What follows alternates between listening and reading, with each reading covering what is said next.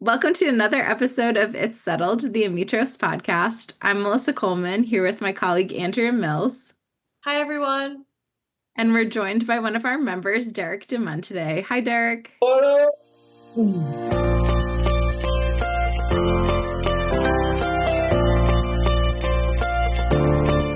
Welcome to It's Settled, the podcast that takes you behind the scenes of what happens after a serious injury. Hear authentic, inspiring stories from those who face life-challenging injuries, their loved ones, and industry professionals working to make a difference. I'm Andrea Mills, Chief Client Officer at Ametros. And I'm Melissa Coleman, Senior Vice President of Marketing at Ametros. Now, it's settled. Let's dive into the episode. I guess, Derek, to kind of kick us off, do you want to tell us a little bit about yourself and your background? Yeah, my name's Derek. I live in Southern California. I'm 37 years old. I just had my birthday last week. So it's still kind of weird saying 37. I feel like I should be counting down, but it doesn't work like that.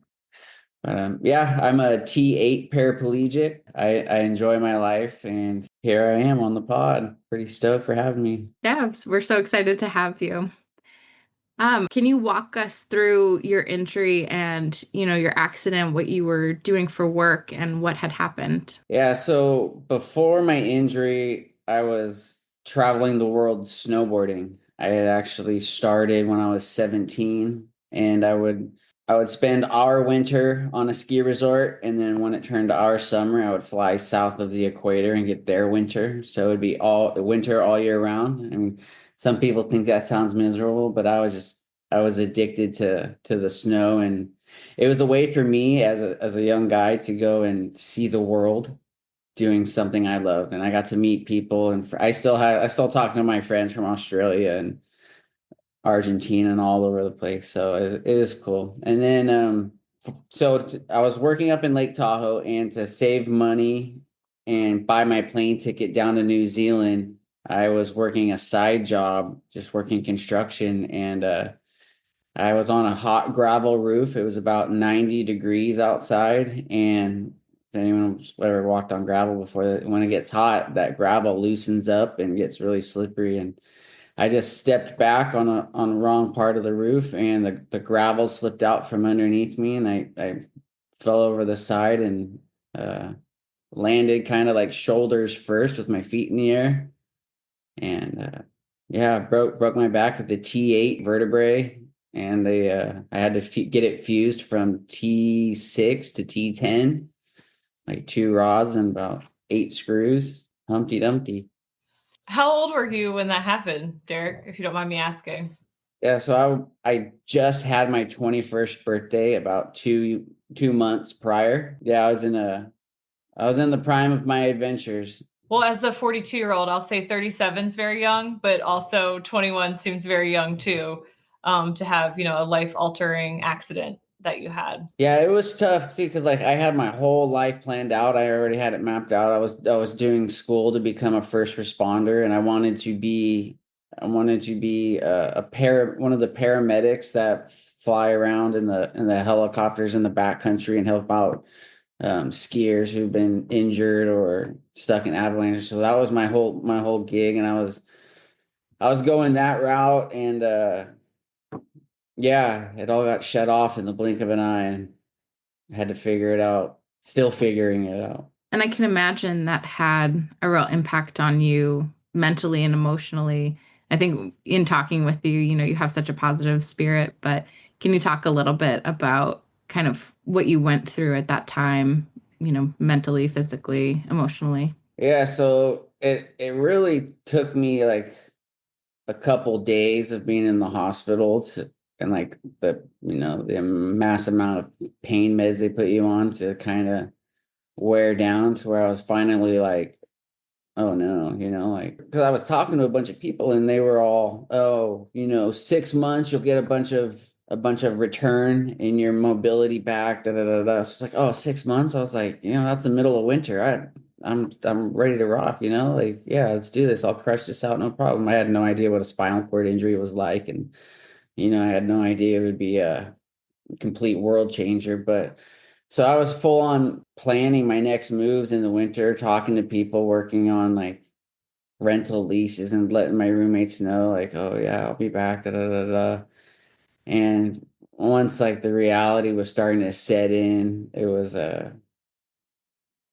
shocker. It was really hard to deal with, lots of nights just in my hospital bed, just crying my eyes out, and because I'm 21, I have my whole life ahead of me, and I was living a rad life, up in the mountains, snowboarding, adventuring. I would go on hikes up in the miles back with our tents packed on our backs and water and food and our fishing poles and just get lost in nature for days. And that was all gone in the blink of an eye. So just trying to get a foundation to restart was extremely hard. It took me several years and some really dark holes to pry myself out of. But once I did get that foundation and I was able to finally put one foot in front of the other and let the dominoes fall where they may, and I came to faith in God and Jesus during that time. So that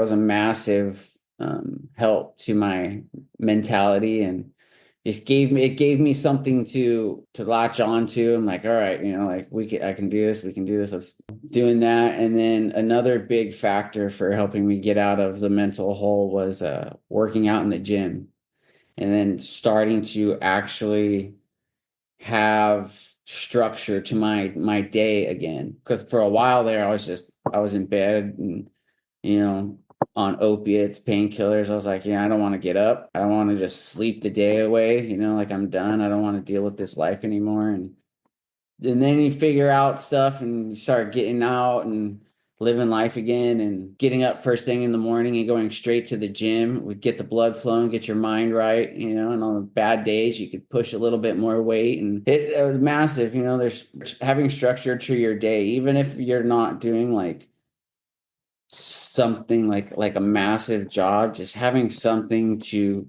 keep your mind focused that helps you get out of. Because there's a verse in the Bible, and it's a famous saying. It goes, idle minds lead to temptation. And it's like, it's not even like temptation, like doing something bad, but if your mind's idle and you're not having it focus on something positive or something constructive, I've always found it to turn south, real quick eventually. Like no matter how good of a mood you're in, especially going after like a bad injury, like that's I would say the hardest part for me, even still to this day, is the memories of pre-injury and having those still in the back of the head. Like if those were to get wiped away, then it would be a lot easier. But it's like some of those days you wake up and like for me being a snowboarder, going through the winter and seeing all these photos of videos on Instagram or whatever, and my friends and that, and they still try to be good friends. They're like, hey man, we're out here getting turns for you. I'm like, yeah, bro, appreciate it. Not really, but thank you. But it's just keeping your mind focused on the task at hand is what really helps. So I went off on a tangent there, but I like talking. So no worries. I think that's really great points too about, getting back out there, getting a routine. That's really good information, I think, for the listeners to hear too, because I think any injured worker I've ever talked to, it is a life-changing incident in most cases. And then how do you kind of get back to your, hate to use a COVID phrase, but your new normal? And what does that look like for you and your day-to-day activities? I want to step back a little bit to the injury and kind of the recovery aspect too. I know you said you had a fusion. Have you had multiple surgeries or just one, right, kind of as the accident happened, or kind of how did that look kind of from in the hospital kind of transitioning to home? Yeah, so I originally, when I got hurt up in Lake Tahoe, California, and they flew me in a helicopter to a hospital in Reno, Nevada called Renown. And that's when I had my original back surgery, spinal fusion. And then from there, I was able to go out to Craig Hospital out in Colorado. Amazing place, amazing staff, and top-notch doctors and everything. And they did X-rays and stuff to look at my fusion, and they pulled it up and they came across one of the screws was half a centimeter, a quarter centimeter away from my aortic valve. Not the valve, vein. What's the word I'm looking for? Vein sounds right. I mean, I'm not a doctor, but Aortic. anything aortic sounds scary, so we'll go with that. All right, yeah. So it was like it was a fraction away from that, and if one wrong fall or something, it could have punctured. So I had to do my spinal fusion all over again.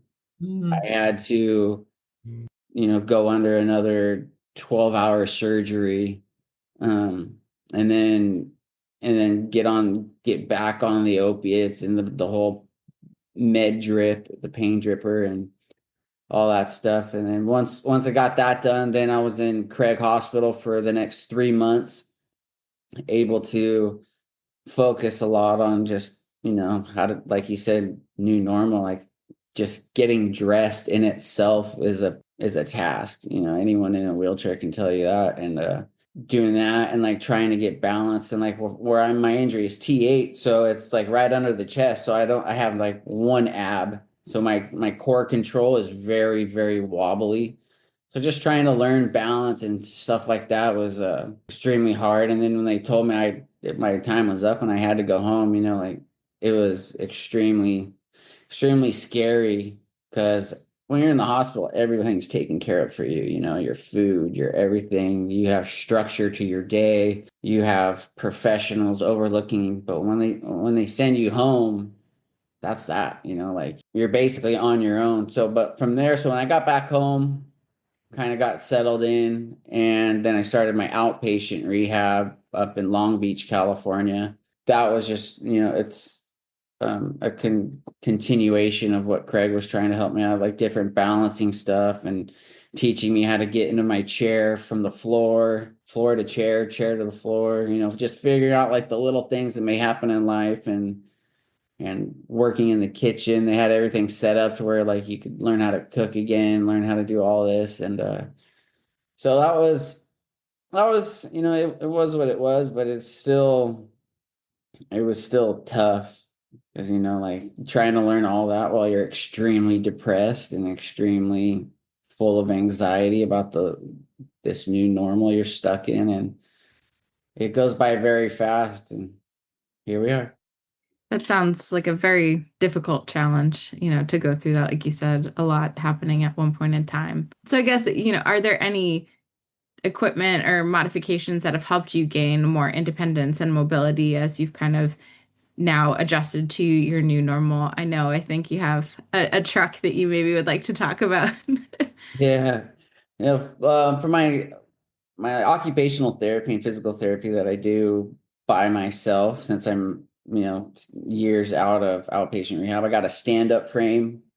Try to do that at least 1 hour a day, because if being sitting in the wheelchair, you don't put a lot of weight bearing on your feet and your legs and your muscles and all that, and your bones actually get weaker and they get very soft. And I was warned about that, and I've broken my foot just doing something simply stupid, like even though I'm doing my stand-up frame, it's like just that's only 1 hour out of the day. But I got that did FES bike. I got the FES bike to get the legs cranking and moving. It's like even if you don't think anything's happening, it's just your body, like your body's a machine and it's extremely intelligent. So just keeping your blood flow and all that going is very, very convenient. I was also able to, through my insurance and my lawyer, I got a rewalk exoskeleton. That was one of the coolest things I've had post injury, because it allows me to stand up and sitting in the wheelchair and having to look up constantly and look at people in the eye, but you're looking up the entire time, and you don't really realize it. But then once you stand up and you're able to look people eye to eye again, it plays tricks with your brain. It really did for me. And like I started standing up again, and in that exoskeleton, I was like, it brings you back to the pre-injury world. that's cool, and I'm able to go up and down my street with with some help. And even though you're on that rewalk exoskeleton, it's very tippy. If you go 1 inch too far, it's a long way down. I mean, not really. It's only 5.9 feet, but it's still gonna hurt nonetheless. But anyway, yeah, the exoskeleton's been a godsend, and I was able to get a truck. Yeah, that's that's been the biggest game changer of my life, because before, like I said, I'm very adventurous, I like to go out and see stuff and go off-roading, and having the blessing of my truck with I got hand controls put in it. It's a push pull, so you pull back for the gas and you push forward for the brake, and it has a knob on the end, so you're able to turn it and just drive. It's kind of like driving a boat. But been able to do that, and just being able to get into my car, and if I'm ever in my head, I'll just go and I'll just drive down to the beach or drive down to a park and like park in the trees, and just being able to get away from the monotony of just your house. Like, your house is a place of peace and a place of comfort, but could also be a place of, where your idle mind starts to kick in and you start fighting it, and just getting out into the world to free your head from whatever's in it at the time. But yeah, my truck's awesome. I'm pretty stoked. Do you want to share the truck's name? Oh yeah. I named it Leonardo. So it's a green truck, and I put a black shell on the back of it, so it looks like a giant turtle driving down the road. And I like Leonardo, the Mutant Ninja Turtles.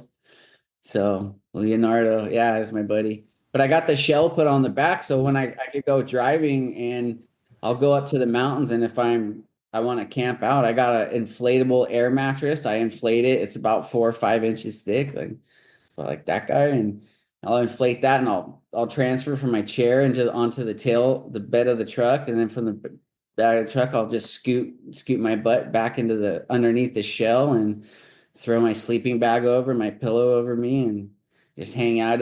I love doing it too, because I'll go and I'll drive up next to a creek or right onto a lake, and I'll drop the tailbed to where all I can see is the water, or you hear that stream trickling in your ear, and it's just super peaceful. And yeah, the truck is just yeah, I'm excited about it. I'm glad you have that awesome, vehicle for your own independence. Derek, I wanted to also ask, kind of into the workers' comp realm of your injury and kind of post. I think you shared that you didn't settle your case for something like 11 or 12 years or so. So you were in the workers' comp system for quite a while. Do you have any negative and or positive, experiences with that you wouldn't mind sharing with the listeners? Yeah, absolutely. I would say there's probably zero positive memories that came from that aspect.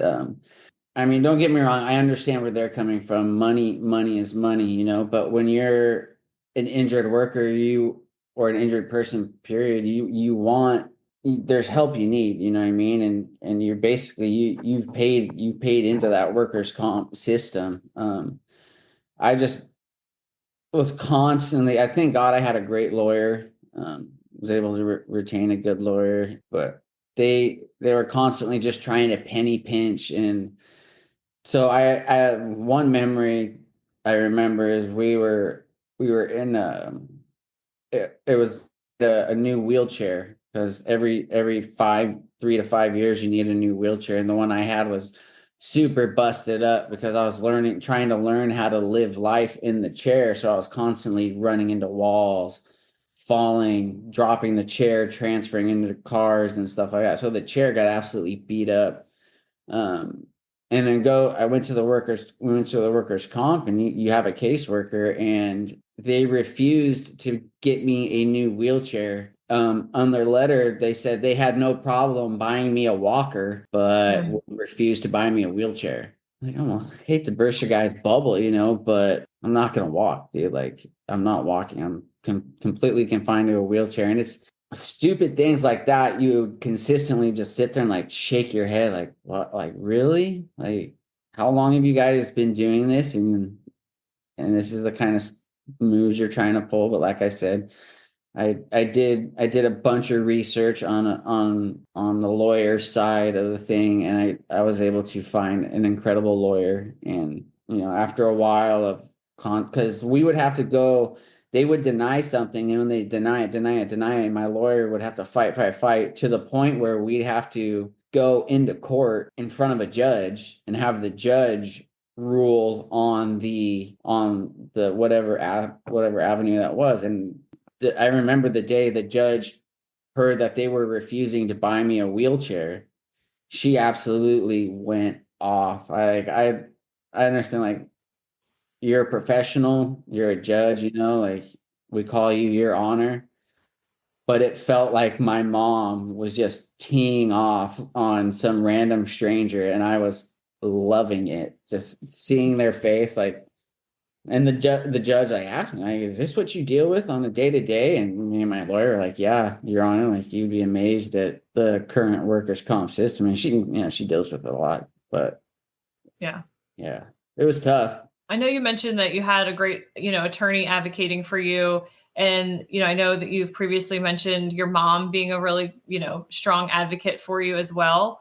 Can you share kind of a little bit about how your attorney and your mom, and if anyone else kind of in your family, unit kind of wrapped around you to help you? Yeah, so right when I got hurt, I was 21. So all of my friends, 21, 22, 20 years old, in that same bubble, and they were still in the party mode. So, and then once I got hurt, I wanted nothing to do with that. I was just happy to get up and get outside. And so all my friends vanished. I don't know, I don't, it is what it is. Everyone's got their own life and they did their own thing, but that was tough dealing with that. But yeah, having my mom and my dad by my side, my dad would help me out with the physical therapy aspect and all the manual labor parts of the aspect. And my mom was just an absolute warrior for her little baby. And she was constantly on the phones, dealing with caseworkers. My mom would do the small things, or like put the information out there to what, hey, my son needs this, we need that.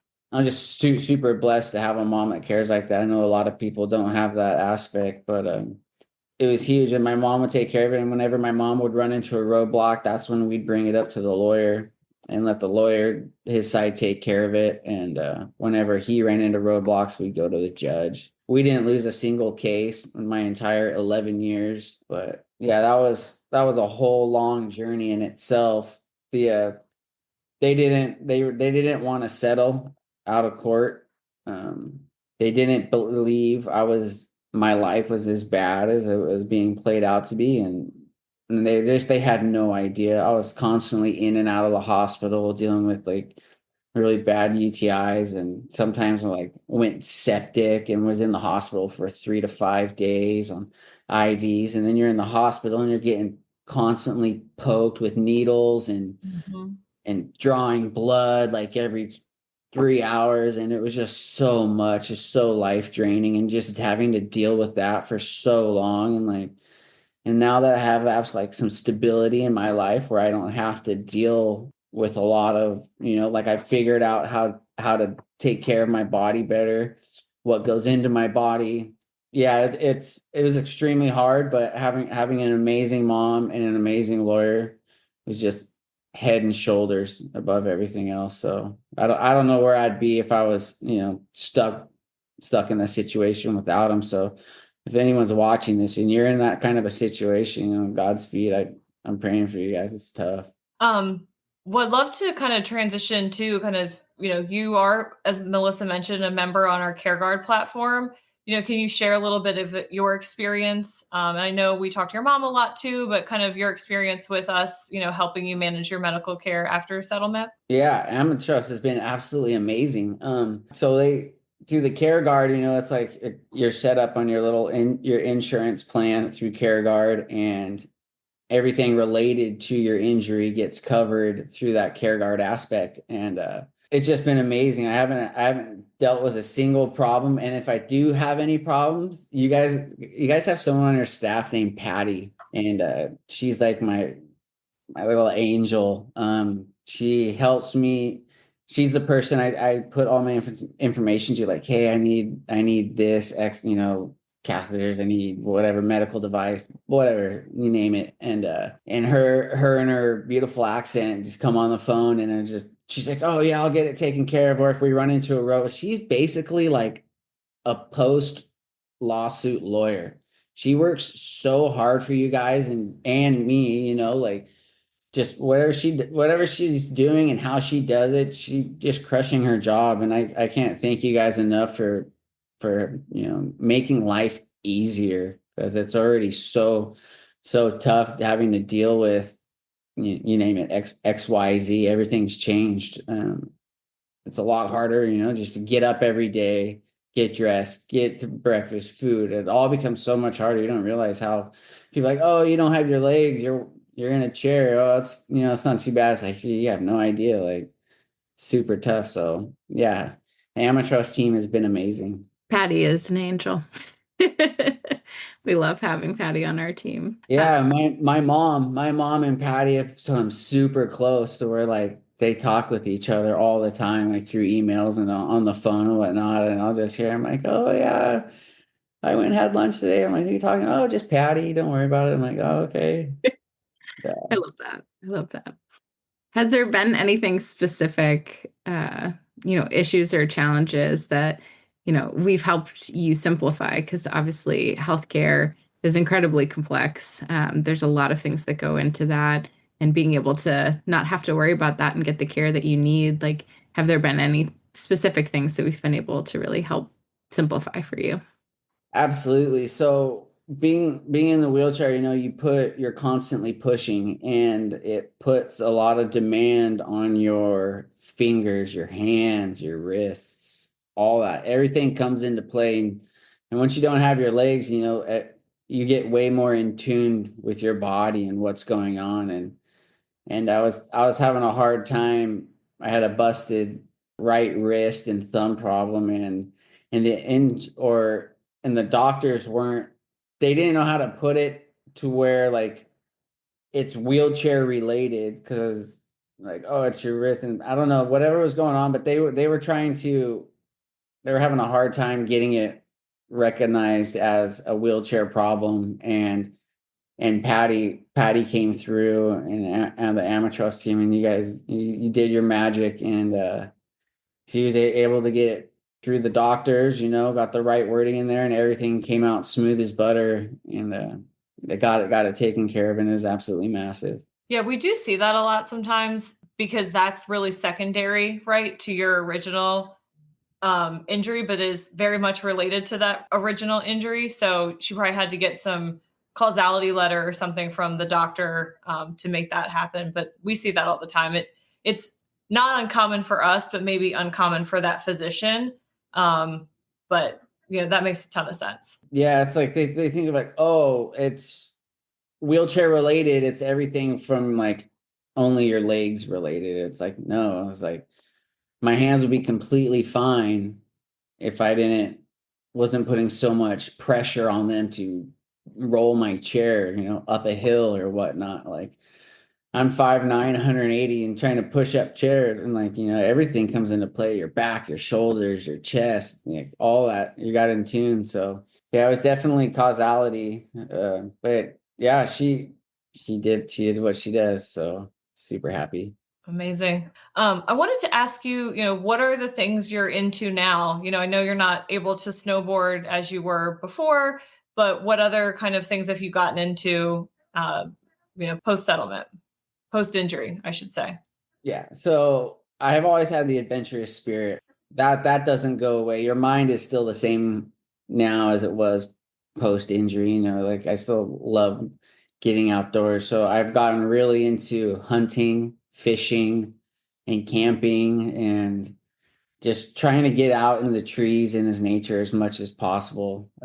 I do competitive archery.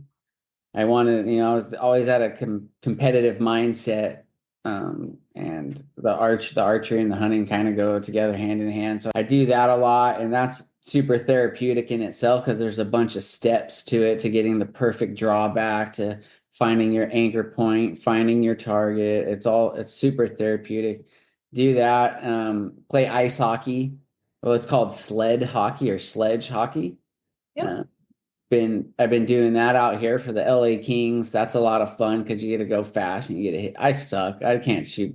I can't shoot, score goals. I just like running around hitting people, and that's my forte. But yeah, that's super fun. I started a business. So I live in Huntington Beach, and it's a very big surfing town. And a lot of my friends are still really big in the industry and whatnot. And I have a camera, and they're like, hey, come down and film. I would love to get some footage. So I started doing that. And then you start meeting more people and showing them your footage. And next thing I know, I've turned it into a little business, and I got my camera. I get to go out there and shoot action shots for a lot of these local surf companies and surf shops, and kind of let it evolve from there to where I'm doing weddings and family photos, graduation photos, all kinds of stuff where, people want those long lasting memories. So being able to start my own business was a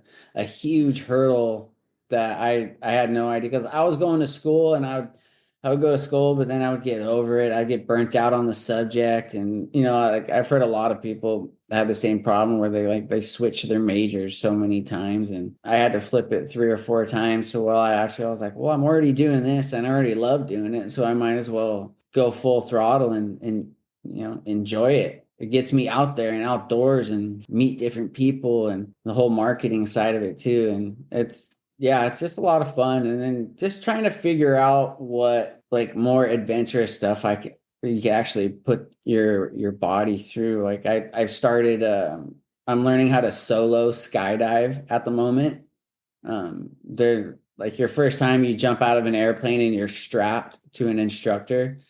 And that was amazing, like life-changing event doing that. And then I did it probably 2 more times with several other different people who wanted to go skydive. And then I was just like, you know what? Like, this wasn't as fun as the first time. So I've joined the course, and it's a 9-step course, and I'm on course 4. But yeah, jumping out of an airplane when you don't have an instructor strapped to you is extremely scary. Like I don't know why I'm still doing it. I'm petrified, but it's like that that feeling when you get to the ground and you're like, oh, I'm alive still. Like, heck yeah, that was awesome. But yeah, jumping out of the plane, and then once you're responsible for pulling your parachute, like there's no one around you and you're falling to the ground at 120 miles an hour, like you better pull that cord, dude, or you're done. But it's just trying to live life and realize, like there's so much out there that just because you're injured doesn't mean you can't explore. Like there's just different logistics behind it.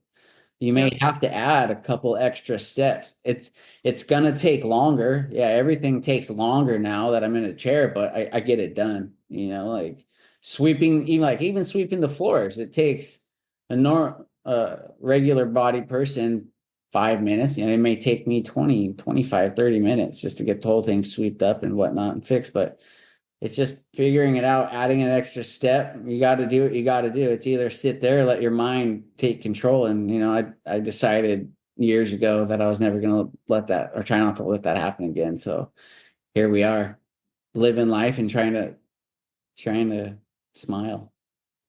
I love that, how you've kind of evolved, the things that you do to now fit your life now. And I can definitely sense your spirit of adventure. You have not lost that at all.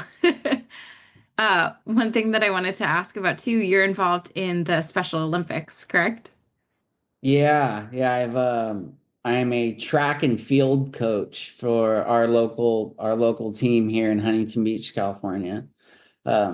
People think, oh, wheelchair and track and field, like that involves running, doesn't it? But it's really just teaching the athletes how to go from A to B, or how to throw the softball far, how to do the long jump, and you just talk them through it and get them. And that's been one of the biggest blessings in my life, is being a coach for those kids. And it's just seeing the smile on their face, like even if they get last place and all they get is a ribbon, they're jumping up and down on the podium, like hooting and hollering and just smiling. And I'm like, man, like these guys, like have it so much harder than I do. And just look how full of joy they are right now. You know what I mean? And plus too, it's a big help for the parents to get a couple hours break, on a Saturday, 2 to 3 hours where the parents can go in and have a date night or whatnot, because a lot of that gets taken away when you're dealing with situations like that. So, but it's just a huge blessing. I mean, I get way more out of it than they do. They're out there having fun. They don't know how inspirational and how at peace it really like brings me personally to see them overcoming and achieving and just having fun. Yeah, super big blessing. I love that. So we have, quite a few injured workers that listen to our podcast. Do you have a message or a takeaway that you'd like to leave with our team, and the injured workers that listen? Yeah, it's a domino effect. Like I had to learn the hard way, as I bet you a lot of people here who are listening have as well. Life gets a lot harder after, post injury. It gets a lot harder. It's not, I can't say as fun, but you learn. It's a learning process. Life's there. We're out here. We got to deal with it. It's not going anywhere. So if I just recommend just one foot in front of the other, and it's a long process. It is, and getting outside, out of the house, out of your property, even if it's just going for like walks down the street or whatnot, whatever it may be. Get out of the house, keep your mind busy, get a routine, get in the gym. The gym is amazing. There's absolutely nothing negative that could come from that situation. And you meet people, you meet cool people, and just getting out and getting life. And yeah, it's hard, and there could be a lot of dark times and a lot of hard times for sure. They're guaranteed. You can't beat them. But it's not about what happens to you. It's about how you react to the situation. And if you can, like, I'm at a point right now where I got zero cares left. Once I kind of adopted that mentality, like if something goes wrong, I'm like, all right, let's figure it out. Like let's get it over with. How am I going to move past this situation? Or if there's something fun I want to do or you want to do, and you see roadblocks everywhere in life, there's going to be roadblocks, especially after an injury. You know what I mean? But there's logistics, and there's so many people out there who are willing to help you get to figure it out. They see you want a goal, and they see you're not able to do as well as they can. Like, I can't tell you how many people who have come in and out of my life throughout the years where I've just reached out, just like, hey man, like that looks like a lot of fun. How could a person in a wheelchair do that? Blah, blah, blah, blah, blah. And then you find cool foundations. Like out here, we have a really cool foundation called the Triumph Foundation. It's a SoCal based, Central California based, and they do a lot of sports festivals, all kinds of stuff like that. And then you go out to if you're out in like Texas, there's a bunch of outdoorsmen foundations, like Disabled Outdoorsmen USA, where they take people with injuries hunting and fishing and stuff like that. So reach out. There's so much out there for people in injured situations, like whatever you want to do. Skiing, I've been skiing several times through foundations up in like Mammoth, or High Five foundations up in Lake Tahoe. And yeah, don't be afraid to reach out. Don't let life pass you by. You're here. Enjoy it. Make the most out of it. Like even as hard as it is, it's all about chasing the smile. So yeah, I didn't even know that there was those organizations out there that could take you hunting and fishing and doing all that stuff. That's really cool. Yeah, they're out there.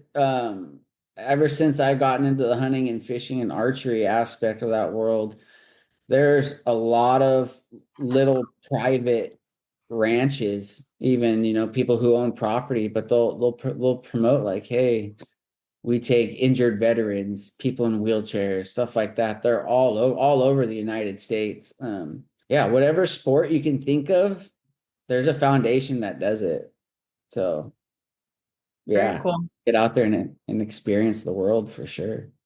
Yeah, that's great advice though, to have our members, research some of those things as you did to get back out there. Yeah, you gotta get out there. It's not gonna come to you. It's just not gonna fall in your lap. And for so many years, I was stuck in that mindset of, like, oh, if I'm just calm and patient, it's gonna happen. It's gonna materialize out of nowhere and fall into my lap. And that's not the case. You gotta go out, you gotta take the bull by the horns and you have to build the life you want to live. It's not going to build itself, and it all starts with that initial step. And that's what I found out. And it's like with several avenues in my life, take that initial step and just next step and next step and next step. And you look back, 1, 2, 3 years later, whatever it may be, and you see how far you've come. It's all about toppling that first domino. So. Awesome advice. Yeah, one of our other members does the sled hockey as well. Maybe you guys will have a face-off someday, against each other. Yeah, is it a boy or a girl? He's a gentleman. I think he's in the Illinois area. Cool. Let him know I'm gonna plaster him right into the boards. Or something like, hey, you're on the Ametros, right? Yeah, oh yeah, bam, what's up, dude? Yeah, maybe we get like a little sled hockey team together. Yeah, right. Sponsor it. It's good fun, and that's the thing I like about the sled hockey is like everyone's of the same mindset on the ice. We all just want to like bump bodies, like, because it's always you're always so worried about your body and being safe and not hurting yourself and this and that. But when you're all full of pads and helmet and gear, and it's so refreshing to just bash up against each other, or like going and playing rugby and just crashing the wheelchairs into each other. It's super, super invigorating and empowering. I love it. Yeah. Very cool. That's awesome. Yeah. I hope to see him one day. Maybe we'll square off in a tournament somewhere. Yeah, that'd be fun. Yeah. You'd have to let us know so we can come cheer you guys on. Got it. You better be on my team. Is there anything that we haven't asked you that you would have loved for us to ask you that you want to leave the listeners with, other than the sage advice you've already given? I mean, yeah, I think that's the best wisdom I could possibly give is just keep going. Don't stop and wait, have life pass you by. Go out there and take it by the horns and adventure. Go out there and see the world.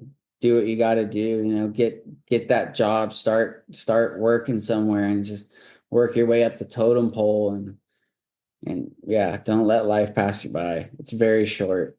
Cool. Do you have a website that we can see your photography? Yeah, it's t8media.com. So I broke my thoracic 8 vertebrae and I decided to base my entire life around it. So yeah, my photography is t8media.com, and Instagram, I have my handles T8media. I have another page for like adventures and hunting and skydiving and all that stuff, and that's T8_outdoorsman. Yeah, you guys check those out. Give me a follow and shoot some ideas, and hopefully we could chat back and forth and get each other excited about cool new adventures. I would love it. We'll link them in the show notes for everybody. Sweet. Yeah, if anybody has a question regarding any kind of adventure or sport or whatever it may be, shoot me a direct message on mostly Instagram, either T8media or T8_outdoorsman, and I'd love to get you guys plugged into the right foundations of the right people. So that'd be great. I love that. Awesome. Thank you for offering that up, Derek. Well, thank you so much for coming on our podcast. It's been such a pleasure to have you and hear, all about the adventures that you're taking. Yeah, I was super excited you guys offered to have me on. I'm like, me? Like, what have I done in life? Like, I'm just trying to live a normal life, but I appreciate you guys and all that you do. And Patty needs a raise and a job promotion. Noted. Thank No, you. Well, thank you very much, Derek. Awesome. I appreciate it, guys. Bye. Thanks for listening to It's Settled, the Ametros podcast. For more information about Ametros, please visit our website at ametros.com. That's AMETROS.com. If you enjoyed this episode, please leave us a review. We would love to hear your feedback. Join us next time for more uplifting stories. Stay inspired and keep making a positive impact.